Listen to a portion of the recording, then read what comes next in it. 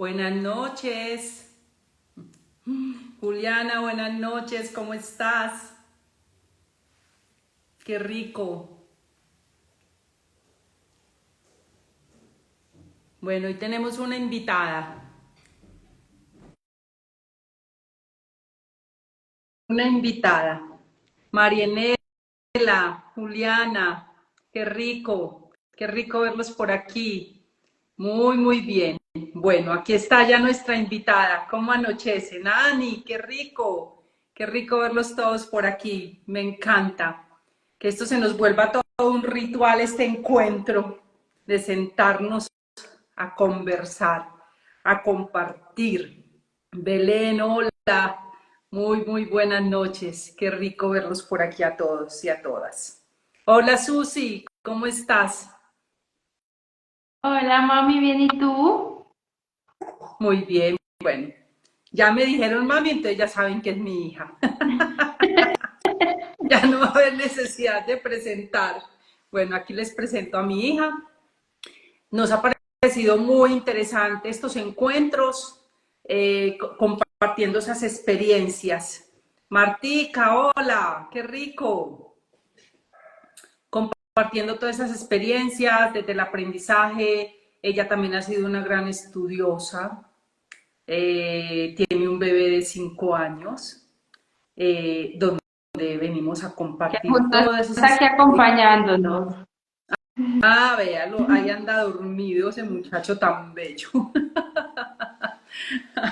Excelente, tan bello. Bueno, entonces aquí compartiendo, continuamos con este tema de papá, la importancia de esos papás que aunque estén ausentes sean presentes, ¿sí o no? Y la importancia de entender que la teoría puede sonar muy bonita de tomar a papá. Esa puede sonar súper bonita como teoría, pero a veces hay muchas cosas que nos impiden tomarlo. Y ahí es donde tenemos que tomar la decisión o mirar la manera de cómo tomarlo. Ahí es donde nos invita la terapia, donde se nos invita a documentarnos, investigar, cómo sanar todas esas heridas, todas esas necesidades, cómo liberar todos esos enojos de ese abandono, todas esas tristezas por esos conflictos con mamá para poderme salir del medio de mamá. Pero tengo que ir a buscar recursos, porque yo tengo que tener recursos para entregarle a mi inconsciente para poder tomar a papá o a mamá, a cualquiera de los dos. Entonces, Susi, cuéntanos tú en tu aprendizaje, como puse muy bien esta semana una historia que decía, mamá debe de permitir que sus hijos tomen a papá. Sí, voy a hablarlo, pues quisiera hablarlo desde dos puntos. Uno, desde mi yo adulta y con todo lo que se está presenciando en este momento, que es que la verdad estamos en una revolución de la paternidad y es que esta es la primera generación. Voy a ponerla amplia porque no es la generación de los papás, sino la generación de los hijos. O sea, estos niños pequeños están encontrando un papá presente, un papá que quiere estar, que quiere sanar, que quiere romper como o quiere romper las barreras o en muchos casos eh, seguir con, o sea, continuar con la herencia que tiene. A mí en estos días, justamente hablando con Chris es el papá de mi hijo, mi pareja, él hablaba con alguien y alguien le decía que a él le pusieron la vara muy alta porque él tuvo un papá amoroso, cariñoso, juguetón, un papá que preguntaba por sus hijos, o sea, y no le preguntaba a la mamá o al colegio, sino que les preguntaba a ellos. Y él decía como, en cambio, que a él le ha dado muy duro porque él es queriendo ser un mejor papá del papá que tuvo.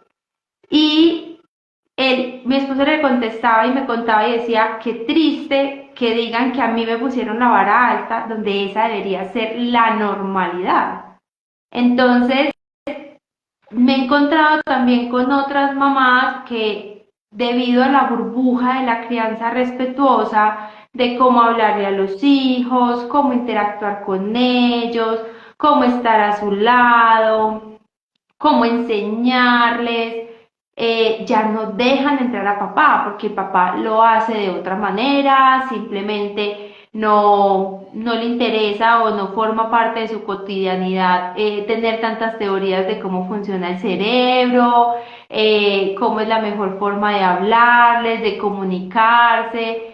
Muy seguramente, y ya yo sé que ya hay muchos papás que están en estos estudios y todo, pero hay muchos otros que no, que están con sus herramientas y la verdad el solo hecho de romper esquemas sociales, culturales, incluso a nivel global, ya lo están haciendo de la mejor manera. Entonces, aquí viene la parte de qué forma nosotras como mamá estamos cohibiendo o no permitiendo esos espacios para interactuar papá con los hijos. Y yo ahí no voy a hablar pues como de, ah, pero es que papá es violento, papá pega pelas, o sea, ya eso es un extremo, pero en los niños aprenden a relacionarse diferente con mamá y con papá. Por ejemplo, hay un estudio súper que a mí me pareció encantador y es que los niveles de dopamina y de sentirse amado y seguro en los niños están en el pico más alto cuando mamá abraza y cuando papá juega. O sea, ahí está la diferencia entre la interacción entre papá y mamá. Mientras que mamá abraza y da ese abrigo y ese cobijo, papá juega, explora, los invita a estar como más afuera. Entonces, muchas veces desde esa sobreprotección, porque no lo tuvimos como con nuestros padres, queremos proteger a nuestros hijos de la relación que tiene con los padres, donde obviamente papá por su tono de voz, por su forma de expresarse, por su forma de hablar, va a hablar más fuerte, va a hablar más firme, va a hablar más claro, va a tener una relación incluso más de pares, de voltearse y decirle al hijo, quítate ya, yo me bobo, y esa también es parte de la relación y nosotros como mamás muchas veces protegiendo a nuestros hijos, no permitimos que tengan esos espacios, donde para los hijos, o sea, voy a poner un ejemplo muy básico, y es que el juego brusco que tienen los papás con los hijos, y las mamás nunca los vamos a tener, ese juego brusco es el que le permite también a los niños aprender límites, aprender a hablar.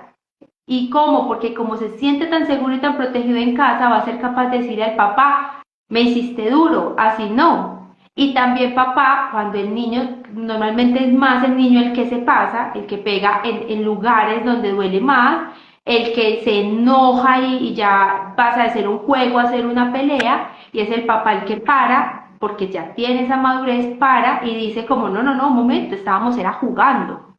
Tienes que diferenciar los espacios. Ya te pasaste, me pegaste muy duro. Y eso les enseña a ellos a relacionarse con el otro.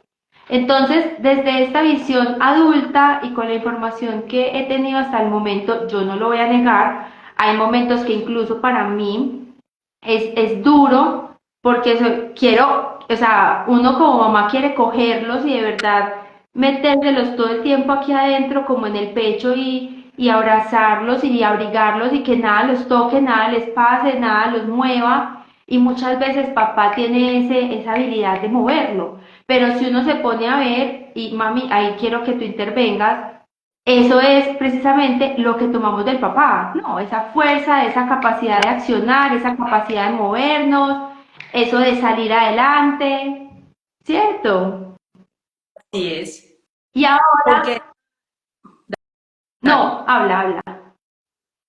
La otra es darnos cuenta de eso, pero muchas veces bajo esas teorías, como tú estabas hablando ahorita, de la que ahora está de la crianza respetuosa, desde el amor, desde la expresión. No, como la mayoría que salimos a investigar somos las mujeres, no es ese papá, casi nunca hay un papá interesado en averiguar, es la mamá la que lleva esa información a casa, pero muchas veces no sabe cómo transmitirla, sino que quiere imponerla y no acompaña a ese masculino a que participe en eso, es decirle, mira lo que leí, mira lo que investigué, mira qué te parece, porque la mayoría dice, ah, eso son pendejadas, a mí me levantaron a punta de rejo o me levantaron a punta de grito y míreme, aquí estoy bien. Esa es una reacción muy normal del masculino.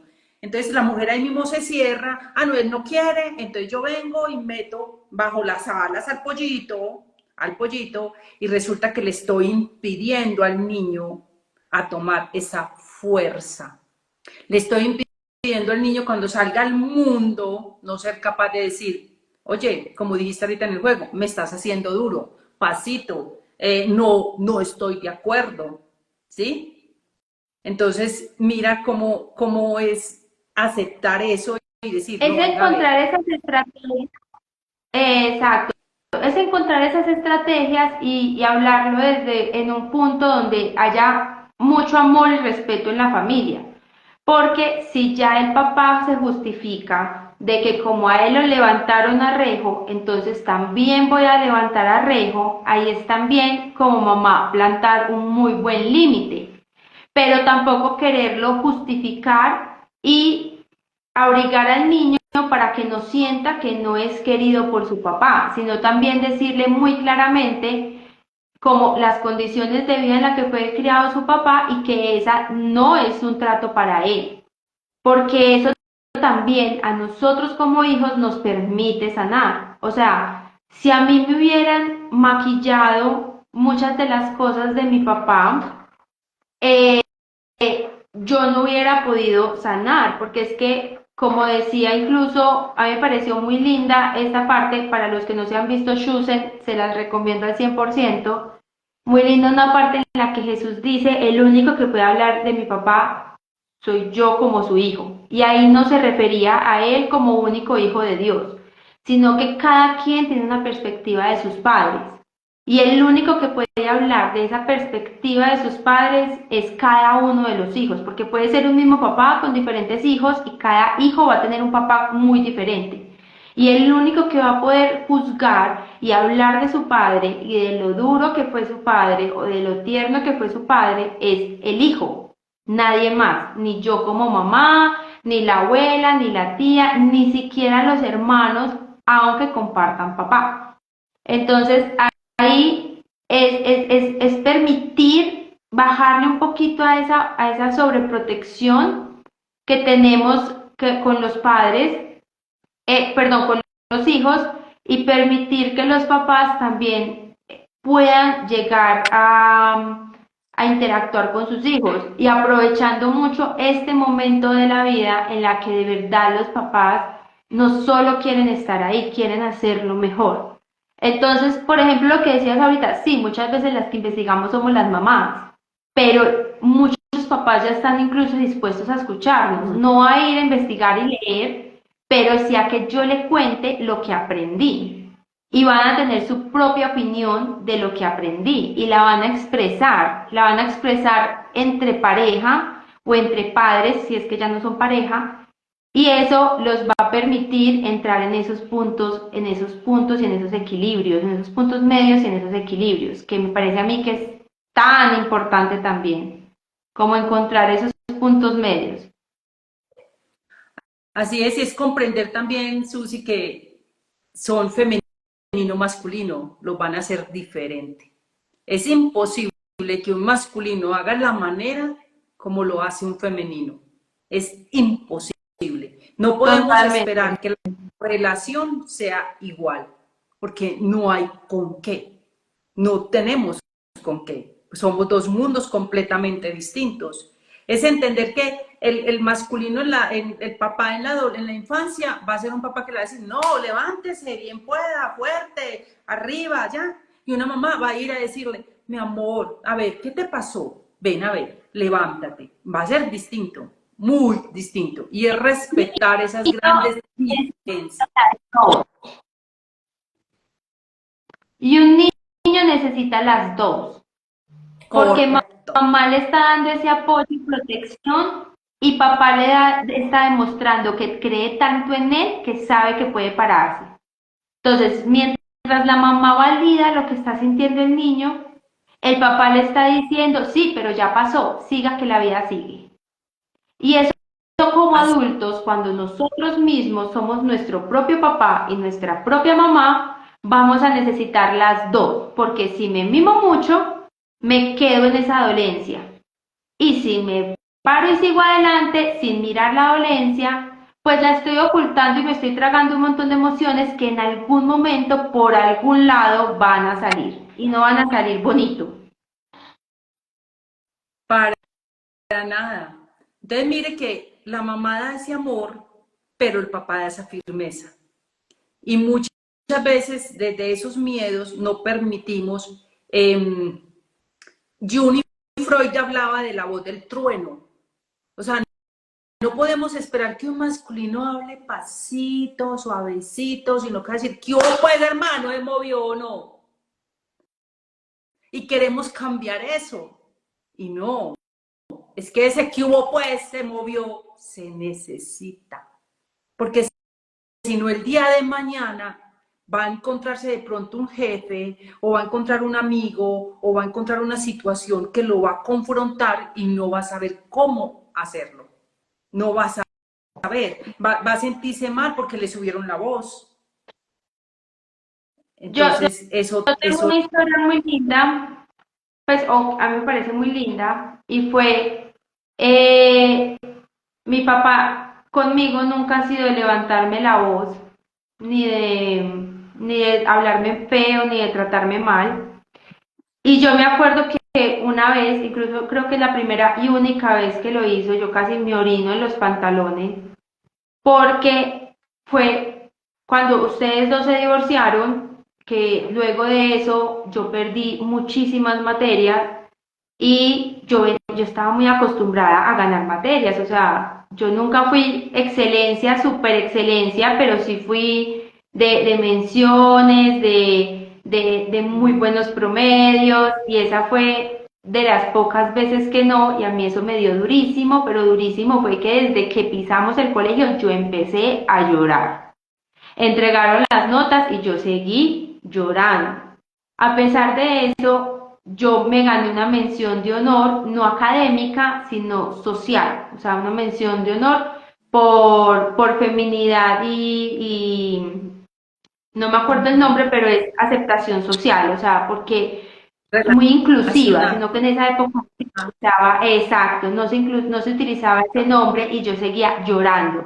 Yo recibí mi diploma llorando. Cuando llegué a donde mi papá solo me miró como un moco, o sea, me miró feísimo y me dijo, ya pasó, ¿vas a dejar de llorar o qué? ¿Qué va a hacer para hacerlo? ¿Va a seguir llorando o se va a poner las pilas a ganar materias? Yo casi me orino en los pantalones porque no me lo dijo como me lo hubiera dicho pues mi mamá. Mi amor, ya pasó, deja de llorar, ya sabes que perdiste las materias, vamos a recuperarlas, ven, hagamos estrategias juntos para recuperarlo, ta, ta, ta. Sino que cogió, me miró feo y me habló feo, me habló duro. Y me habló, mi papá además que se estaba aguantando durante todo ese recorrido en el colegio para no hablarme así delante de la gente y me terminó hablando así delante de la gente. Pero esa fue la única forma en la que yo dije como, uy, sí, pues ya las perdí, ya no puedo hacer nada, más que recuperarla y ponerme las pilas el semestre entrante. Pero solo por esa voz del trueno de mi papá fue que yo logré como recapacitar, como, uy, sí, tiene la razón. Y ni siquiera es hablar feo, es firmeza. Sí, porque si tú te puedes saber, no me dijo nada, pero para mí, pues no me dijo nada Fue feo, firme. o sea, no me insultó, no me trató mal, no me desvalorizó, pero para mí fue como si me hubiera hablado no, pues pucha, o sea, a mí me dolió más eso que una pela, porque yo no Claro, sabía que era que mi papá me hablara fuerte. Y yo creo que ahí es donde también los papás es aprender a utilizar esa voz de una manera más consciente, como a no gastarla, por así decirlo. Porque ellos igual les enseñaron mucho y la emoción válida en los hombres era el enojo, entonces son más machos si están enojados, son más machos si hablan fuerte, son más machos si hablan duro, pero los hombres de ahora también se dan cuenta que no dejan de ser machos si apechichan, no dejan de ser machos si dicen a los hijos que los aman. Y también fue una transformación. Yo me acuerdo que cuando yo era pequeña, ver un papá saludar de pico y abrazo a un hijo, eso era una cosa súper loca. Era muy raro. Y era muy lindo, o sea, como entre el grupo de amigos, que si medio se lo gozaban un momentico, siempre había otro que decía, ah, porque a usted no le da pico su papá, mera pelle. Entonces ya fue siendo más validado de la forma social y esos niños y adolescentes ya hoy en día están siendo papás.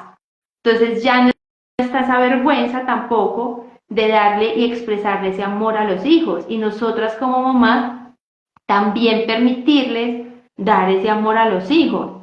Y de verdad que cuando uno permite al hombre, al papá, tener ese rol de papá, también las cargas en la crianza bajan un montón. Porque si el papá se siente validado y se siente respaldado y que si de pronto no lo hizo bien, no lo van a regañar, no lo van a atacar, sino que luego en privado le va a decir, uy amor, mira, yo estuve leyendo esto y a los niños si uno les habla así no entienden de la mejor manera. Él mismo, sin decirle nada más, él mismo va a empezar a transformar. Y esa es como un gran aliado que uno también tiene, que al fin y al cabo es el papá. así es.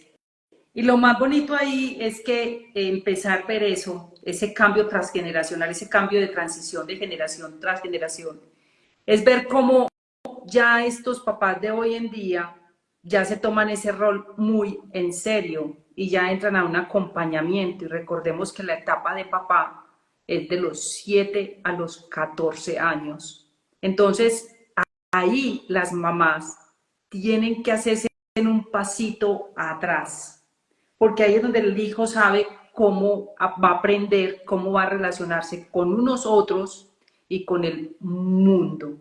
Esa etapa es de los 7 a los 14, donde papá está más presente, dejarlos que salgan en programa de papá e hijo e hija, y que la mamá se haga a un ladito. No, yo no voy, vayan ustedes solitos. ¿Qué vamos a ir? No, vayan ustedes solitos. Compartan, permitirles ese espacio para relacionarse. Y si tienen algún miedo, mamá, hágase cargo usted del miedo. Si tienen alguna duda, si tienen algo que las aprisiona, que no confían, entonces empiecen a ir a terapia. Es urgente que lo hagan para que no corten ese vínculo tan importante que es la relación con papá. A mí me permitió también sanar mucho a mi papá porque para mí fue súper loco porque ustedes dos se divorciaron, yo debía haber tenido ausencia de padre y resulté pues sintiendo la ausencia de madre porque tú tomaste ese rol de ser papá. O sea, mira que nosotros incluso bromeábamos de niños diciendo que no sabíamos si celebrarte el Día de la Madre o el Día del Padre. Y Ajá. mi papá es que hubiera estado mucho, o sea, como en cada momento, en cada situación, en cada circunstancia, pero que incluso esto es algo que yo, o sea, con lo que yo muchas veces incluso discuto, porque yo levantaba la mano y mi papá estaba. O sea, yo decía, papá, necesito hablar, necesito tal cosa, y mi papá estaba. Y justo en esa etapa del padre se crea como una complicidad entre el papá y los hijos. pero muchas veces esa complicidad se rompe porque papá entra a hablar, digamos, algo que le angustió, algo que le preocupó, entra a hablar con mamá y mamá entra a intervenir. Ahí hay que tener como mucha malicia indígena, mucha perspicacia, porque entrar a intervenir inmediatamente es romper ese vínculo de seguridad y de confianza que hay con el papá. Y las mujeres, o sea, somos tan controladoras que tendemos mucho a hacer eso. Mira, el niño me dijo tal cosa y no me gustó esto. Entramos de una. Mira, la niña me dijo que está saliendo con las amigas y va así vestida. Entramos de una. O sea, de una vamos entrando a resolver. ¿Qué pasa? Que ese vínculo de conversación, porque con mamá van a hablar unos temas y con papá van a hablar otros temas, inmediatamente se rompe, se corta. Y ahí es algo que, ahí es otro punto en el que las mamás también debemos, no digo que no intervenir, porque hay cosas con los hijos que en los que sí hay que intervenir, sino que saber cómo hacerlo para que esos vínculos de confianza no se rompan o permitirle al papá que se haga responsable de la intervención en esa parte como él crea que es correcto. Si ya te lo está diciendo es porque está buscando ese apoyo de me está preocupando esto y no sé 100% cómo resolverlo. Entonces, dialogarlo entre papá y mamá para que no se rompan, o sea, de verdad, y sobre todo en la preadolescencia y en la adolescencia es supremamente importante esos lazos de confianza, porque es que los preadolescentes no son tan cerrados, pero los adolescentes son demasiado cerrados y tener esos momentos de diálogo, ciertos temas lo van a hacer es con papá, estén casados o estén divorciados. Y ahí era algo que tú decías ahorita que me parece súper importante, ser presente aunque no sea presente. O sea, un papá presente no tiene que estar todo el día en la casa, no tiene que llevar al niño a todos lados, no tiene ni siquiera que estar todo el tiempo en todas las citas. Un papá presente es un papá que muestra su disposición, que muestra su acompañamiento, que está dispuesto a escuchar, que está dispuesto a hablar, que está dispuesto a entender, o por lo menos a escuchar sin juzgar, y muchas veces eso lo encuentran más en el hombre que en la mujer. O sea, si uno se pone a ver, el hombre está más dispuesto a ver la vida de una forma más tranquila y más neutra que la mujer. Y eso permite que se puedan abrir esos espacios de diálogo con papá, que somos nosotros los que debemos permitir también esos espacios de diálogo. Así es. Y también recordar algo aquí muy importante es que una cosa es la relación de papás y otra cosa es la relación de pareja. Son dos cosas totalmente diferentes, que aunque estén por fuera de la relación, o sea, separados, ellos siguen siendo papás y que ¿cómo se le puede decir? Hay que nutrir esa relación de tú eres la mamá, yo soy el papá. Y nos vamos a tener que seguir viendo toda la vida. Y nos tenemos que ser compinches para una adolescencia, una preadolescencia y una adolescencia. Y estar en presencia, porque muchas veces creemos que porque papá no está en casa, que no está. Y sí, ¿cuántas veces hay un papá presente, pero en cuerpo físico? Pero un ejemplo claro, se va a las 6 de la mañana, vuelve a las 9 de la noche y se pega del teléfono. Se pega del No, teléfono, puede que esté en casa, pero todo el día en el teléfono. correcto, donde no hay una forma de un acceso. Lo importante es que él genere la manera de que ese hijo sienta o esa hija sienta que tiene un acceso a él y que en el momento que él quiera hablar, él va a estar ahí presente para él o para ella. Eso es clave que ese hijo sienta, es que mi papá no vive con nosotros, pero yo sé que a la hora que yo lo necesite, papá va a estar. Esa es es lo que el niño se tiene que llevar, la niña se tiene que llevar, porque Y muchas yo veces no soy en significa que esté parte viviendo. testigo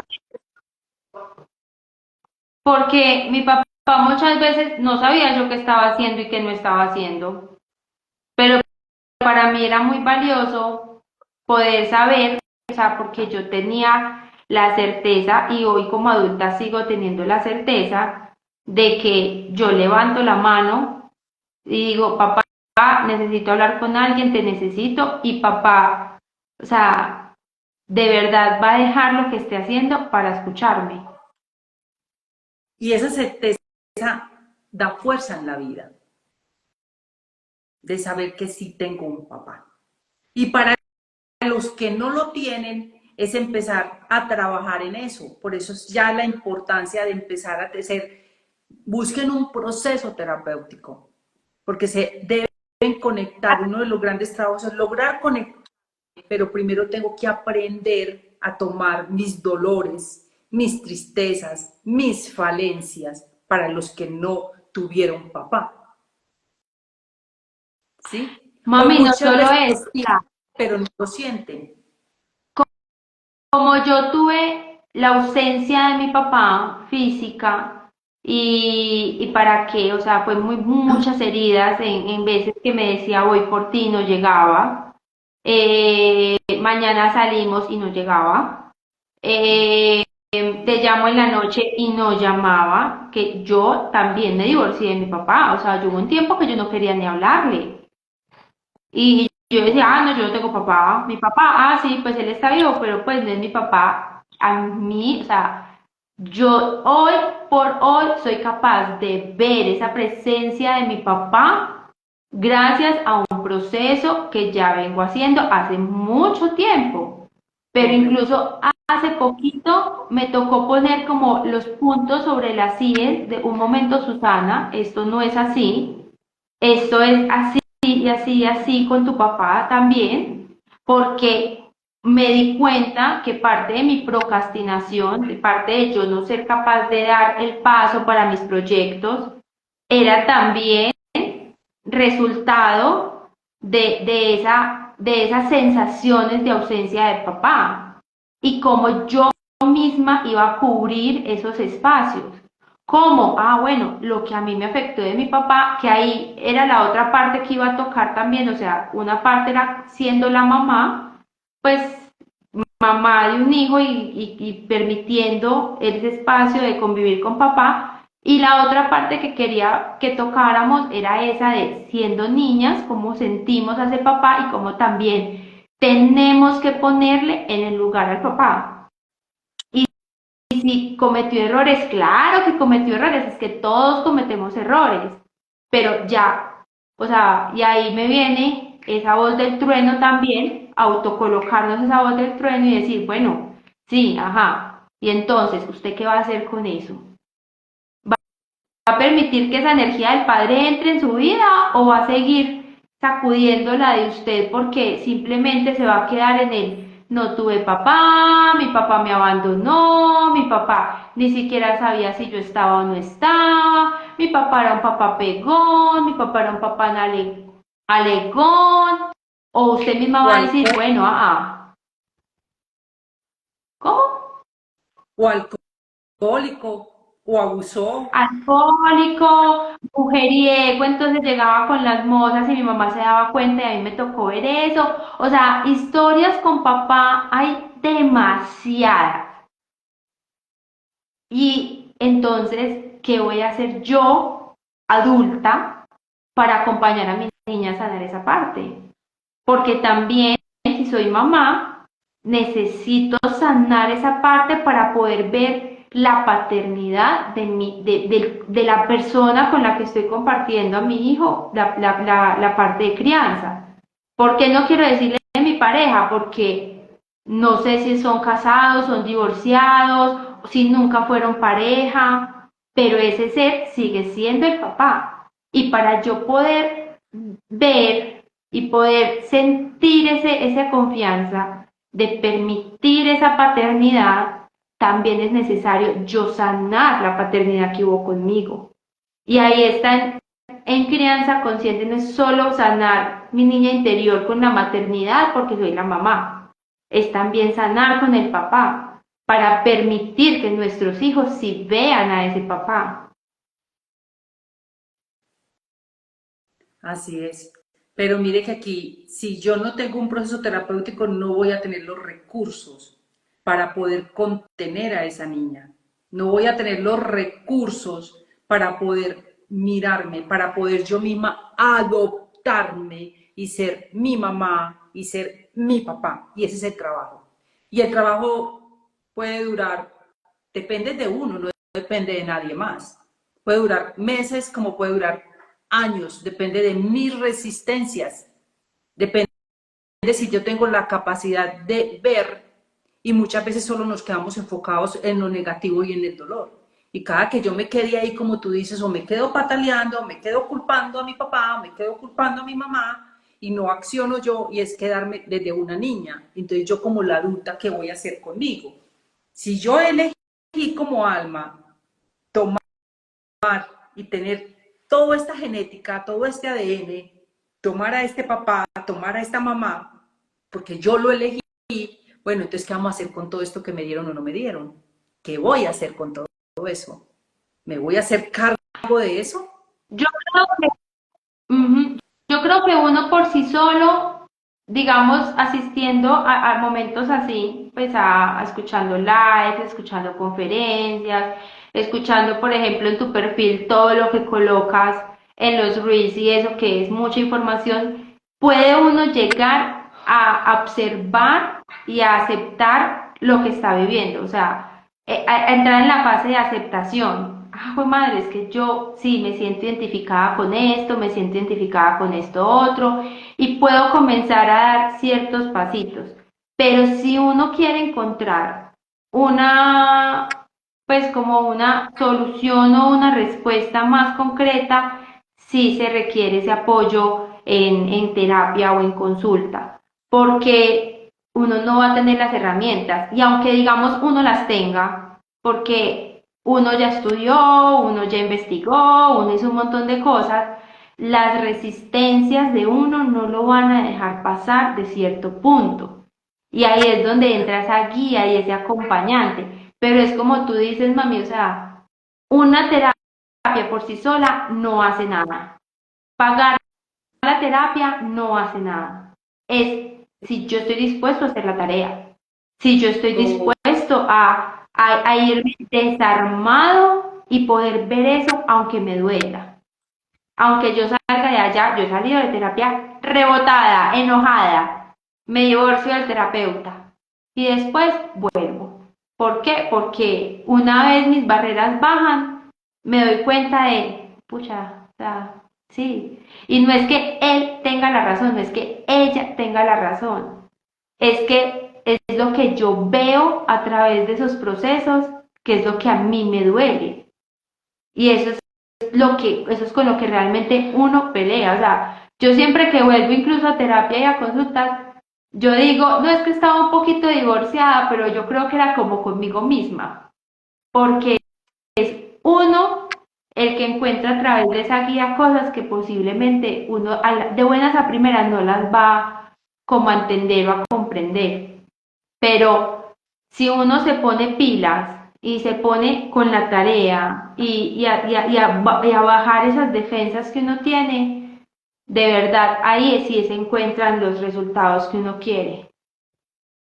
Así es. Es que uno no se puede ver el lunar que tiene en la espalda. Por eso uno va a terapia, para que le puedan ver el A lunar, menos que porque tenga el ego, espejo. El uno terapeuta funciona tiene como espejo. correcto. Y eso es el papel que uno hace. Y es la transición de uno. Yo también les digo mucho, cuando vayan al terapeuta, pregúntenle, oiga, ¿usted va al terapeuta? Y si ese terapeuta les dice que no, salgan de ahí,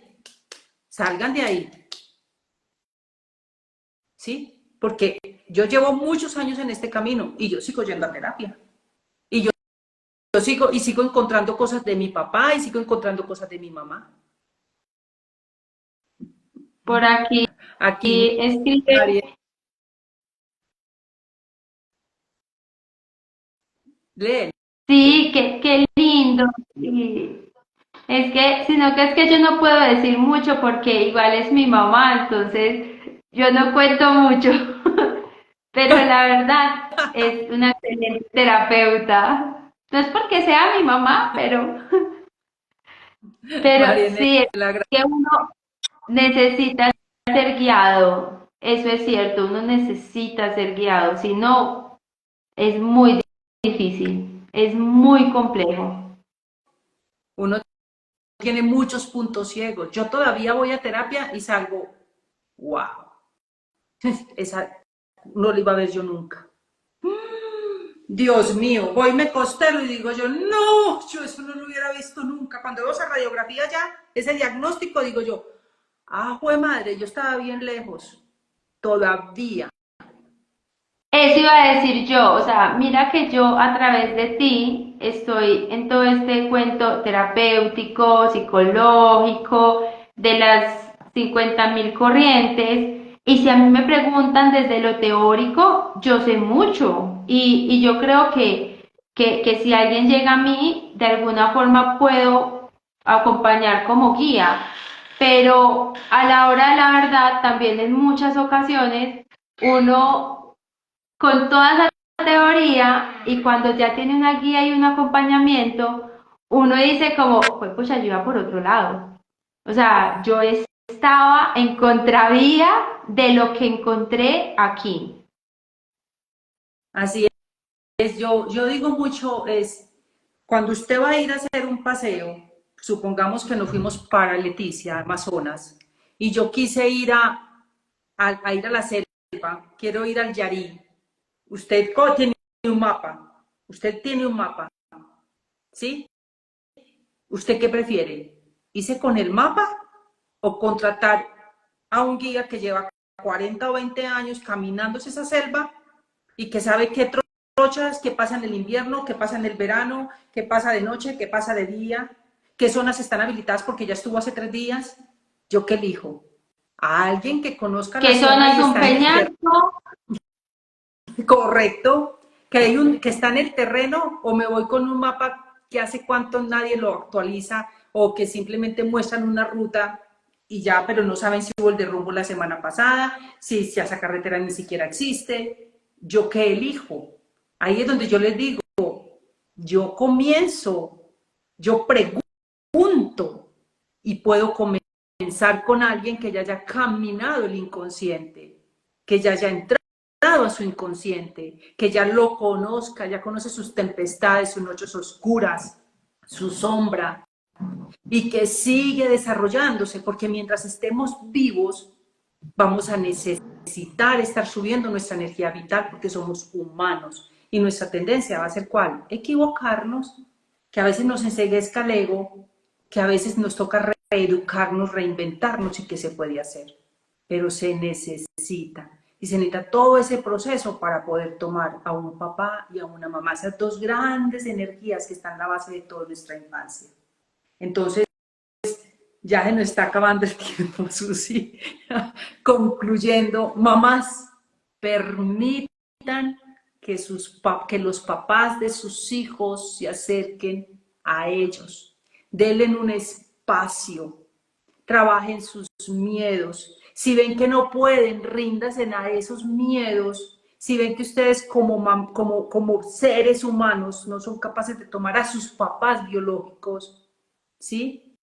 Empiecen un proceso para que empiecen a integrar esa energía, porque ese papá vive en nosotros. Hoy Eso me iba a reí decir mucho. también, Dale. hijos, permítanse recibir a sus padres sin idealizarlos, sin idolatrarlos.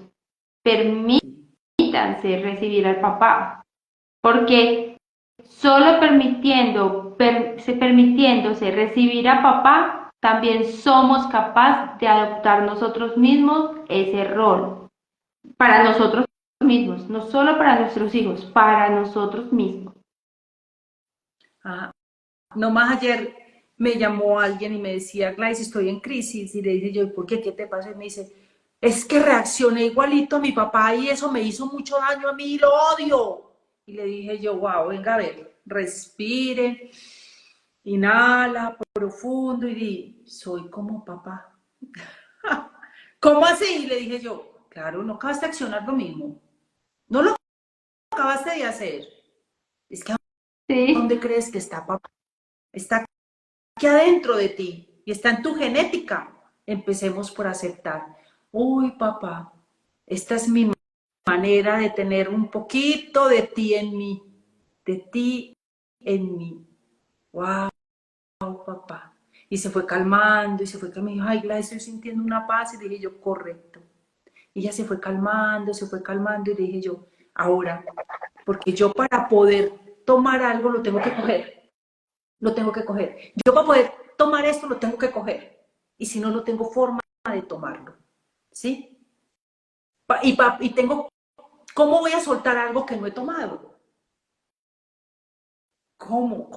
¿Cómo voy a soltar algo que no he tomado? Primero tengo que tomarlo, primero tengo que reconocer eso en mí para poder soltar y decir, uy, gracias, papá. Ya sé cuál es mi muy tendencia. lindo eso porque sí, o sea, queremos soltar cosas que no hemos tomado, o sea, ¿cómo queremos soltar algo que ni siquiera nos hemos tomado el trabajo de sostener, de tener?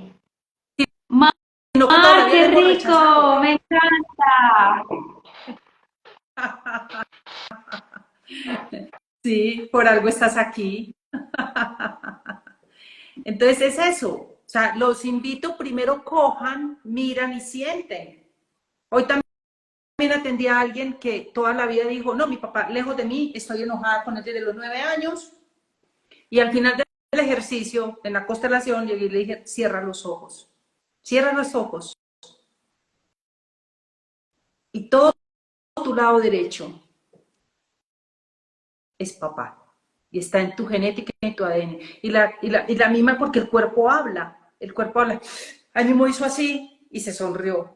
Y le dije yo, has venido toda una vida huyendo, tienes 40 y pico de años, creyendo que estar enojada desde los 9 años, o sea que ya vas enojada 30 y pico de años, te ha funcionado, ¿no? Mira que no te lo has podido arrancar. Y es aceptar eso con mucha humildad, con mucho amor. Pero para eso se necesitan recursos. Se necesitan recursos. Para eso tengo que saber cómo hacerlo, me tengo que capacitar, porque a veces hay mucho dolor, por ejemplo, en los abusos, en las violaciones. Se necesita todo un proceso. Yo quiero terminar con esto y ya no hablo más porque ya se acaba el tiempo. Pero hay una frase muy linda de una mujer que ella sin saberlo me acompañó muchísimo a través de sus libros y de muchas de sus conferencias, que es la autora de Dar voz al niño, y ella dice, no decía, ella dice que lo que más me cuesta dar es porque no me fue dado, que lo que más me cuesta dar es lo que no me fue dado. O sea, para nosotros es muy difícil dar lo que nunca recibimos y esos son nuestros puntos de quiebre, los puntos en los que más nos sentimos abrumados, más nos sentimos asustados, más nos sentimos vulnerables. Pero acompaña esta frase con algo muy bonito y aquí va a resonar de pronto mucho para los que son mamás y papás, es que la crianza respetuosa no se puede dar sin una crianza consciente. Y una crianza consciente es volverme consciente de mis propias falencias, de lo que no me fue dado. ¿Hasta qué punto somos capaces de reconocer eso que no me fue dado y hasta qué punto sí requerimos esa guía y ese acompañamiento para poder comprender estas perlas que llevamos dentro y no somos capaces de verlas? O sea, nosotros no somos capaces de ver nuestras propias perlas. Y aquí voy con otra analogía de no somos capaces de vernos el lunar que tenemos en la espalda y quédense con esto, una mariposa jamás jamás ve sus propias alas, jamás. Y puede volar. Ahí está.